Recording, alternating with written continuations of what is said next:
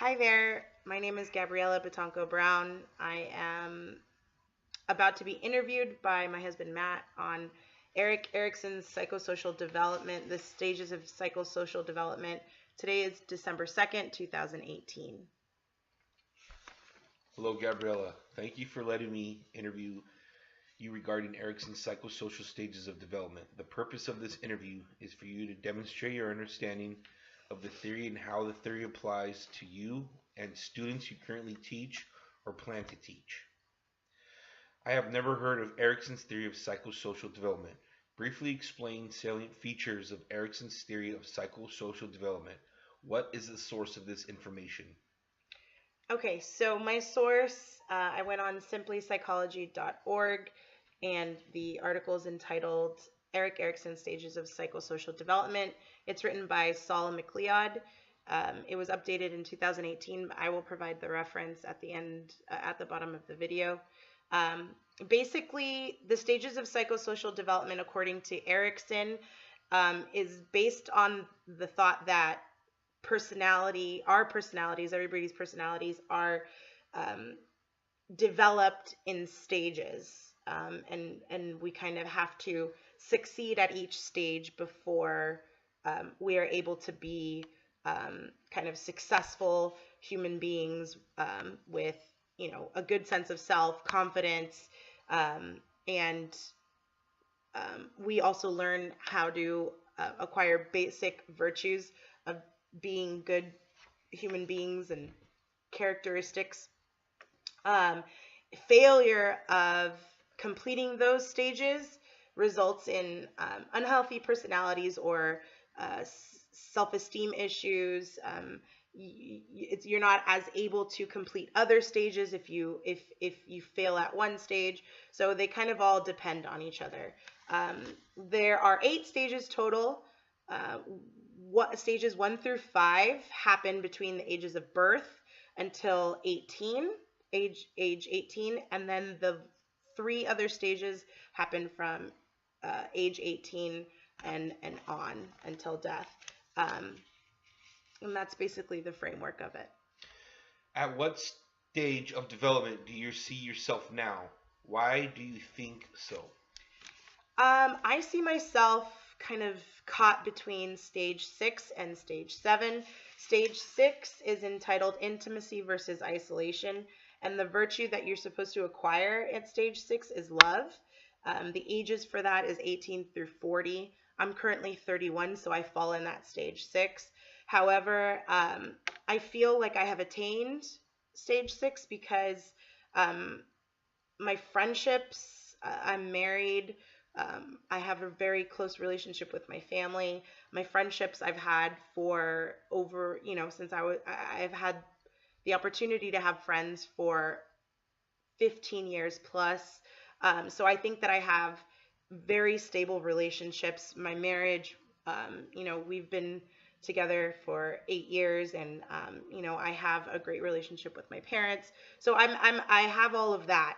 Stage 7 is generativity versus stagnation, and the virtue that you're supposed to acquire is care. It happens between the ages of 40 to 65. And basically, what stage 7 is, it's kind of like making your mark, figuring out how you're going to contribute to the world or give back, creating a sense of accomplishment, caring about, what is your purpose here on earth. And I think that's where I'm at mostly because I feel that in my profession, I'm constantly reaching for, how can I make my impression on these students? How can I uh, make the world a better place through my teaching, through my instruction, through these children? How can I affect the generations to come? So I think I'm between stage 6 and stage 7. Explain how being at this stage of development may influence your behavior and outlook in your classroom. On what do you base this explanation? Um, I think that I, because I know, because for am able to forge relationships, I think that's going to be a really big um, important key for me in my classroom. Building those relationships with my students, because I know how to build them, I'm going to be more enabled in my classroom to motivate them and kind of be an inspiration to them. I think that just they can. Oh, I'm sorry, I lost my train of thought. I could also. Making a difference. That's going to be. I feel like that's what's going to motivate me to become an inspired teacher on a daily basis, to kind of work hard to attain success. And what does that mean? That means not only instruction, not only curriculum, but also being there if they need to help with something at home, an issue, a personal issue, kind of being their overall point of contact that they can trust, that they can come to, because I think that teaching goes beyond just, getting students to learn a certain subject, a certain,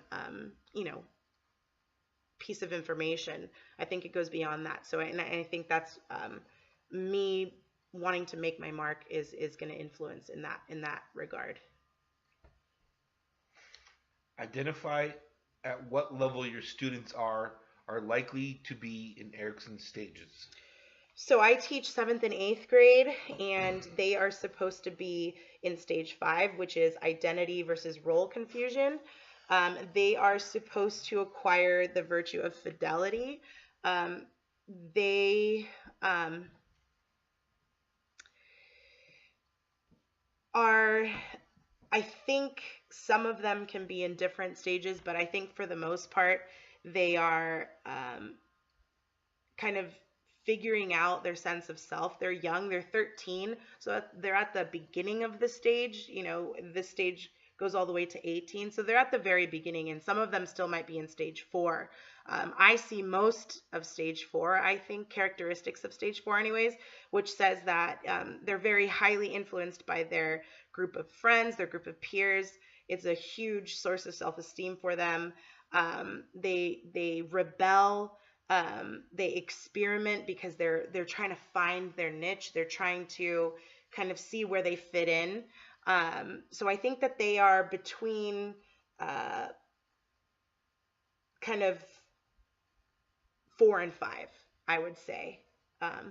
That's the stage that I think that they're in. Explain how being at this stage of development, this may influence their behavior and outlook in your classroom.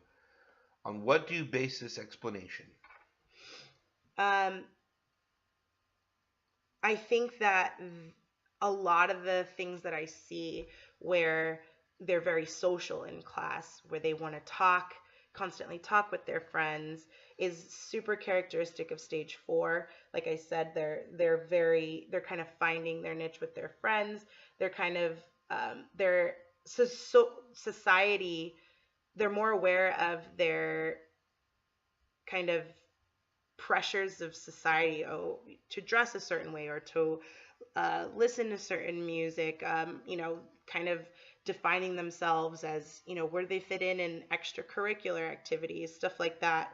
That can be so, I guess, distracting in the classroom. I've seen that plenty of times. I know that they doubt themselves. Many of them they're unsure. That's because they haven't really developed their self-esteem yet. They rebel. I see that in the classroom by talking back or giving attitude. And this is all characteristic of stage 4 and stage 5. And so I think I'll see that shine through in the classroom.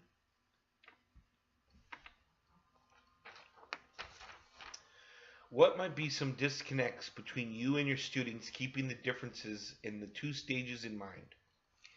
So keeping these 2 stages in mind, I think it'll be easy for me to become frustrated, especially, like I said, if they're very social, talking a lot. I might become impatient, because I am, super focused of wanting to motivate them, wanting to teach them, wanting to leave an impression on them. They might see me as, too serious, maybe not taking the time to realize, hey, what are they going through? Maybe they won't see me as understanding. I really hope not. I'm going to try to kind of be conscious of that and be a better teacher, but that's kind of what I could foresee happening. Any final comments? I just wanted to say that I think it's important to consider also cultural upbringing, background, and how that can affect the stages that these kids are in. Some students will be further along in a stage, and others will be, trying to acquire stages where they didn't get what they needed. No matter what, Erikson does agree that we can still acquire the attributes of each stage in different times, but I think that happens a lot. And I think being conscious of how a culture or an upbringing or an experience can kind of shape that student and determine where they fall in the stages is really important for a teacher to note as well. Thank you for interviewing me. Thank you for taking the time to watch the video. I appreciate it. Thank you so much.